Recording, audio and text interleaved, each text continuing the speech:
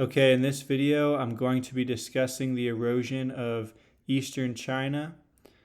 I'm going to be studying this region here in China. China is an absolute gold mine for catastrophic erosion.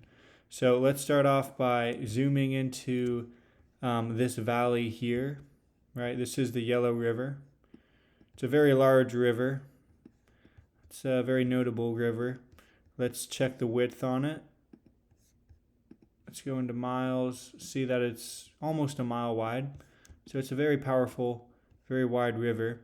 But we see, when we zoom out, we can see that this was the riverbank here, and it's a very straight line. So when you have a straight lined riverbank, that's showing us the width of the river. And we can, so if there was a lot of bends and curves into it, you would say over time, like this right here. If this being the riverbank, you would say, oh, over time, all these rivers meandered and made the curve, or made the riverbank. But the riverbank here, that's really impressive, is actually very straight. So this is indicating a very full and very fast-moving river current that didn't form over the course of many hundreds of years. Let's go across here. It's about 6.67 miles wide. Okay, and then we zoom out again, and then we can see that this was the cliff edge here. And this is the other cliff edge here, and it's also very straight. So let's take a width on this. 19 miles wide. Could measure it in a different area and get over 20. But you keep going and you see the terrace, and this is direct data on how wide the river once was. If these were full of meandering curves, then you would say, well, over the course of time, it meandered out these channels, but these are catastrophic channels because of how straight and how clearly separate they are. So, and then we can zoom out and find, let me go to digital elevation real quick. So this is that same valley here. We zoom into our spot. This is where we can see the river width here and then the river width here. This is another very wide river, over 20 miles wide. And we go down here and we can see a bunch of river terraces, each showing its decrease. Okay, so let's go back and then look at this with Google Maps. And then we can see this is a really large cliff edge. That was once the riverbank. We go over here. We see two riverbank sequences.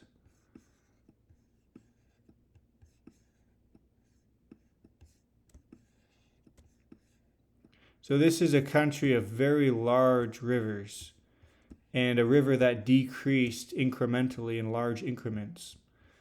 And when we go over here, these tributaries are insanely straight. I mean, it's almost mind-boggling how straight these tributaries are. Now, this is a feature you can find all over the world, in Europe, anywhere. You can find incredibly straight rivers and tributaries. So what does it tell us when we find incredibly straight rivers or tributaries? That's an indication of sheet water flow. When water's moving very fast, it goes in a straight line, and it is also, there's a principle in fluid dynamics. If you're familiar with my channel, you know all about laminar flow, and that's the principle that has to do with straight lined features. So let's go over to this spot here. Right, so this was once a riverbank, right? It's hard to tell. You might just, to the untrained eye, you might say, oh, that's just mountains, that's just the way it is. That's definitely not a 32-mile wide river at one point in time. Well, there's actually something that indicates that it once was. You see this right here is called a terrace, right? Being in a river channel, that's a river terrace. And a terrace is a flat piece of land that basically has no erosion on it, right? There's some little erosional ravines coming off it, but for the most part, in the center of this terrace, there's no erosion. So how do you get a landscape that's been above water level for, a long time with no erosion? Well, the way it was shaped to be perfectly flat is because it's a river terrace. So a terrace is a flat piece of land that was once on the bottom of either a river or an ocean, right? There's marine terraces. So this was flattened out because of sheet water flow flowing over it. So you can go to a river after it rains and you can see river terraces form in sand for yourself. And it's the same principle. So yeah, that feature of perfect terraces indicates that this was in fact a over 30-mile wide river channel. And then it hits some mountains and you can't really see it anymore. There's some more indications of it, but as far as it being a very clean and clear river, you can't quite see that. This is a scour from the bottom of it, but for the most part, it kind of dies down around here. But when we keep following it here, we find our massive rivers that kind of bent around this. It's almost like a little delta or a. Let me zoom out. It's almost like a little streamlined sandbar you'd find in a riverbed. So this mega stream flowed around it. And here you can see that you get an expansion bar. That's something fluids like to do. They like to expand after being contracted. So this expansion bar is indicating that it was in fact, that this river was in fact fully wide, right, from bank to bank.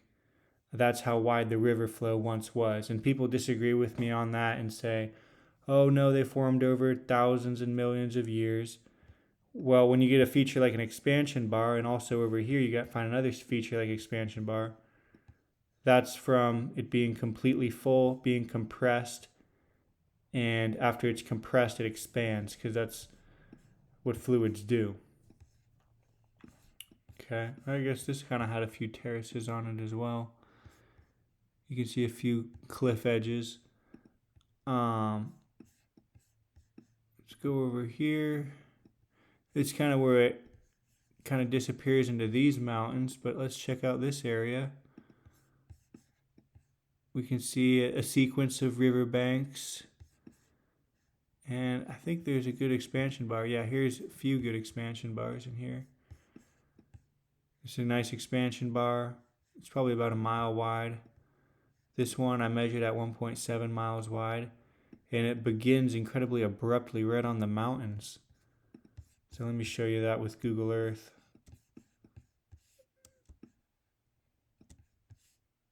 Should be...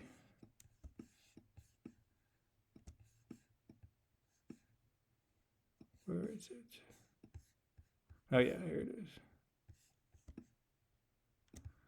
So you can see riverbank. Then the riverbank was way up here. Actually, I don't think that was the one. Where's the one? Oh, this is the one. There she is.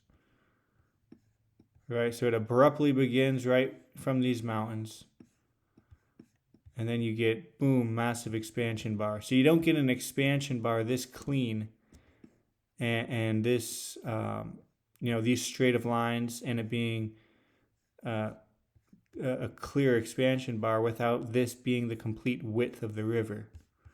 Then we can go to this expansion bar, right? This is a very clear one. Very easy to visualize. And that came from right through these mountains. So, yeah, that's pretty cool. Now, let's check out these. It's terraced, right? This is a nice, really straight cliff edge, also indicating it was completely full. But what's interesting about these terraces is these are obviously rice paddies, so they were, man-made to some degree, but we don't really know what degree they were man-made because we can find terraces all over the world that can be, Oregon, Washington, Montana, that can have really tight cliff edges. So no doubt these are man-made, but to what degree they're man-made, definitely not 100%. So that's really cool because it helps us cultivate by the natural, how they were made naturally. There's a nice scour in here. Really nice terrace here. But you want to see a really cool terrace? Okay, here it is. We got a nice meandering river. Around it, it's a decent terrace. We zoom out. We can see that this was a massive river channel because this being a terrace indicates that this was once the bottom of a fairly fast moving river. Here we get a streamlined feature. And there's no erosion at all on this terrace because it was streamlined that way. In the center, that is, obviously these ravines are encroaching upon it. But that formed after the fact that the terrace was made. The terrace had to be made first. So yeah, there's a lot of really cool erosion in this area. And this, let's just see how wide this river used to be. 1.9, basically 2 miles. Very straight, right? It was definitely on a mission. When you find a straight river like that, it was flowing without any dilly-dally. Let's look at this terrain here. You can tell that this used to be terraced and it's been, because look how flat it is. But then it's been completely kind of chiseled up. And then here we find another terrace. And all of these ravines are encroaching on us, on the terrace. But these sudden ravines don't actually, these aren't things that are forming currently. These formed after the recession of the water flow that flowed over this to make it a terrace at that point in time. Okay, so I've discussed this beautiful river valley and even this guy here and this guy here. But let's check out this plain over here. See if there's anything of fluvial origin. First thing we notice is some really nice sediment lobes and very large. This whole sediment lobe being, count this as one feature. It's over 11 miles wide. And then the ripples on top of it, right? I mean, are very, very clearly ripples. Let's get a wavelength. In feet, 450. It's pretty impressive, I'd say. And then it looks like, I haven't tasted it, but it looks pretty salty around here. Not sure. Got some mounds. You've got parallel rivers. And you've got even drumlins. Parallel path features. Nice ripples in here. Now this guy right here I love. Can you see it? Oh man, it's a nice one. So check this out. This is a river valley that was once 40 miles wide. We can see how it flows around here. It gets pinched, right, in the bottleneck. What happens after a bottleneck? After it's confined, it expands. Perfect. Textbook expansion bar. So all of this sand was pushed out like an accretion ridge is formed. So this was formed as an accretion ridge from this expansion bar. And what do we what's the width on this puppy? 30. Let's just be conservative and call it, I mean, we could, let me measure from here straight across, 29. We're talking about a 29-mile wide expansion bar, and very clearly an expansion bar. So you can't debate that. Then we find mounds, and these mounds are the intersection of accretion ridges and ripples, it looks like. And here, these features here, these look like plunge pools from the undulating force of water. And they kind of are connected. 1, 2, 3. They're connected with these ruts here. And this actually looks exactly like this feature in Kazakhstan.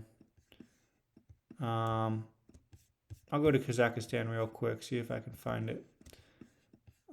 It's not too far. Here she is.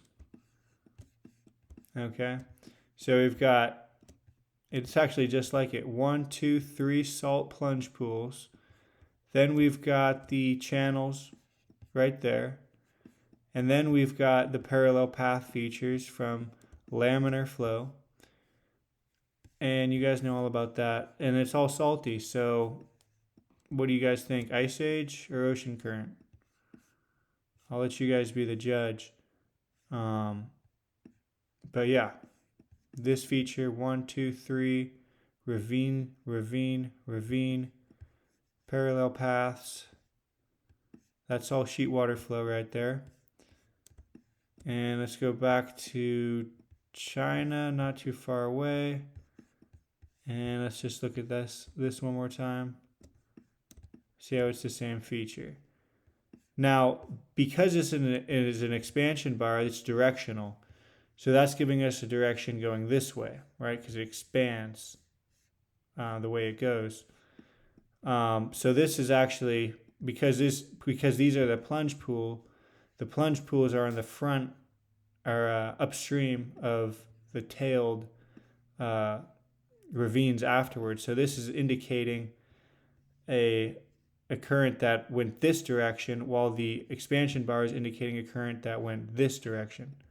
So they're opposing each other. And that's what makes, large-scale erosion so confusing, is because there's massive erosion and they're always going in opposite directions, it seems. But that's just more information on a back and forth ocean current. Now, let's check out these ripples.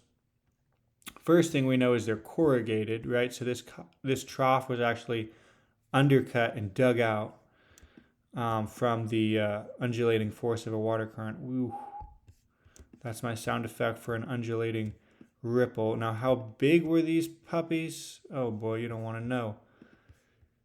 From front edge to front edge, 2.19 miles. So try to walk across these. That would be quite the feat. And then these here, these look like ripples, but how can we know if these are ripples or parallel path features? Well, if we see plunge pools in line with them, and that's what these are. Plunge pool, plunge pool. See if maybe we could find an expansion bar or something else. But it looks like these are parallel path features, and we just don't quite get ripples quite on that scale. About 2 miles is as large as they get. Maybe a little more, but these being 5 miles wide, it's much more likely that these are parallel path features rather than ripples. But yeah, there should be some more features. Let's see if we can find. We got a little plunge pool here. If we could find an expansion bar, that'd be really nice. This is a really good plunge pool. Yeah, so you wouldn't get this deep of a plunge pool if this was a ripple formation. You don't have anything like that here.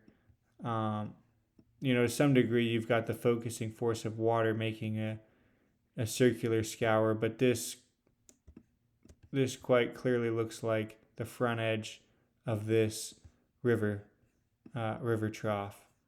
So for that reason, and for the way that this river turns, right, that flowed with the current, right? So that's the big feature in this plunge pool that are really telling us current direction.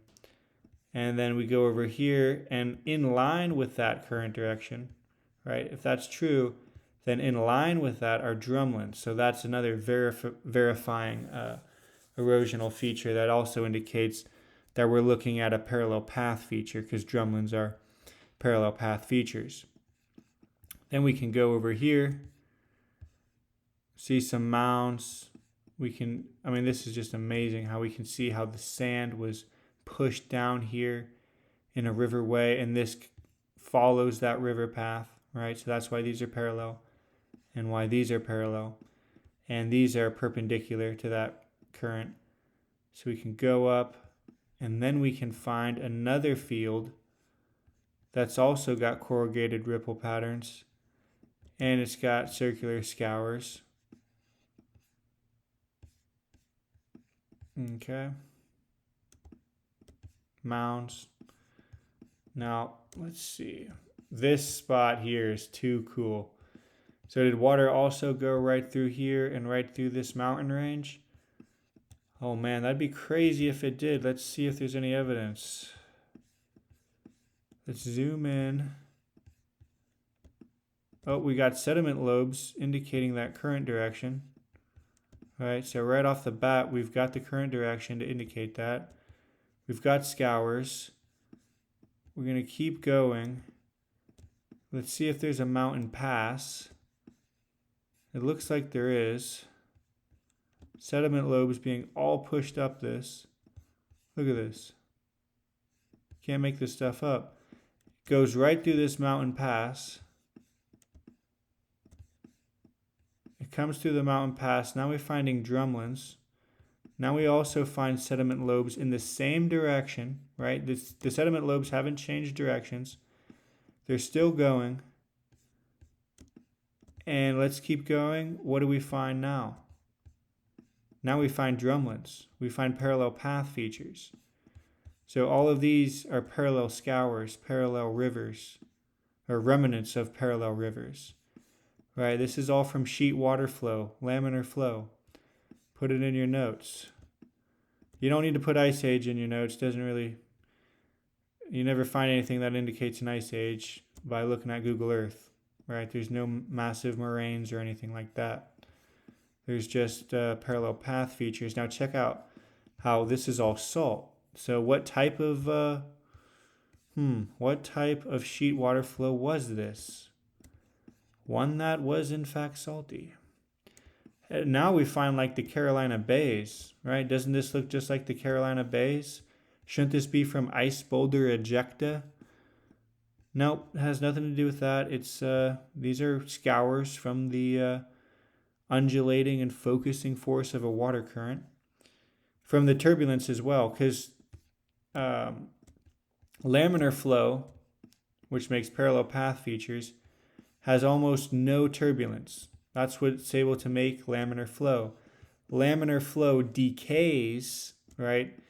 It becomes unstable and turns into turbulent flow. And turbulent flow has water vortices and chaotic eddies.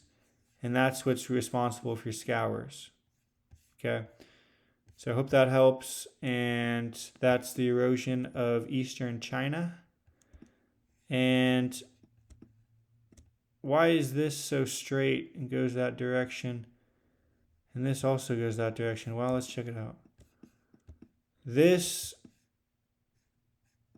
What is this here?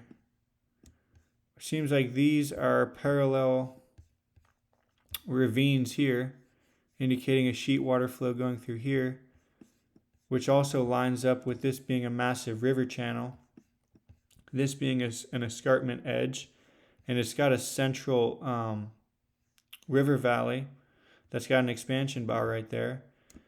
So all of this is indicating that this is a massive river channel.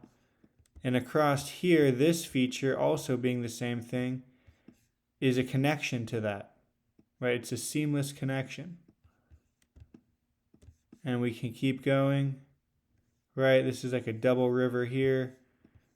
And then it's a river valley. And then it kind of fades into a flat plain that's got some scours. And then we go over here. And this is another massive river channel. Came through here. And this is a really nice expansion bar. So when you find an estuary, like when you go all the way back in here, this is still the ocean, right? It's still going to be brackish water because it's not above elevation. This is still ocean level. So this part in China is actually renowned for having one of the best tidal surges in the world, because the tide washes in here and focuses, and you can ride a river wave. It's like 5 feet tall that washes in there. So because this is all water level or ocean level, it's not carved by rainfall, but rather carved from an offshore water current that scoured it below water level, much deeper than the water level, because if you drain this, it would still be underwater. So that expansion bar it's not made, I mean, this expansion bar is massive. 60-mile wide expansion bar. That's not something that isn't made without catastrophe. So that's what I'm trying to say about this expansion bar here. All right, that concludes the video. I hope you enjoyed it. And please subscribe. And please like.